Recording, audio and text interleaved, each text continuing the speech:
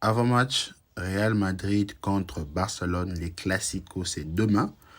Je vais revenir sur quelques actualités rapidement, les déclarations qui ont été faites, les compositions probables des différentes équipes. Ça sera intéressant, c'est parti. On commence déjà par M.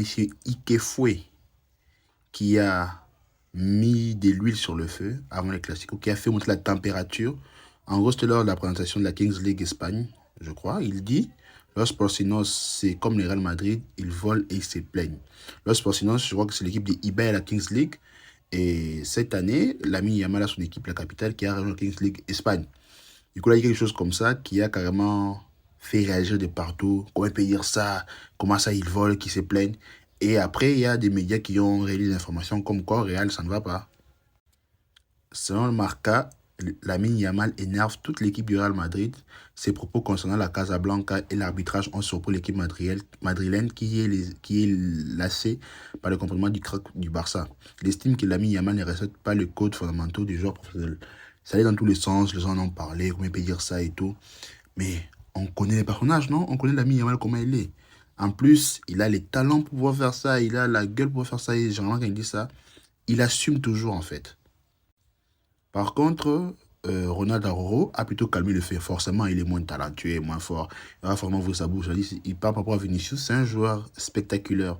À chaque fois que nous avons joué l'un contre l'autre, il a fait des preuves d'un grand professionnalisme. Il fait ressortir les meilleurs de vous-même. J'adore les joueurs comme Vinicius, audacieux, combatif. Je ne prête pas attention à ce qu'il dit en dehors du terrain. C'est ce qu'il fait dans les terrains. Voilà. On connaît tous Araujo, Vinicius à l'époque. Xavi mettait expressement Araujo sur le côté droit pour Vinicius.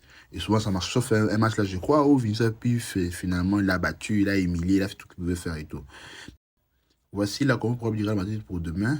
Il n'y aura pas de Mastantuono, ni de Brahim Diaz, Vini Mbappé, Güler, Bellingham, Tchouameni, Kama, Carreras, Oysén, Militao, Valverde et Courtois dans les buts. Voilà, Courtois est là.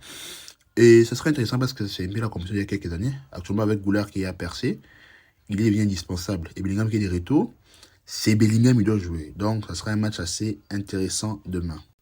Et sinon, côté Barça, Rafinha est out. C'est mort, il ne sera pas là. Jules Koundé s'est entraîné aujourd'hui.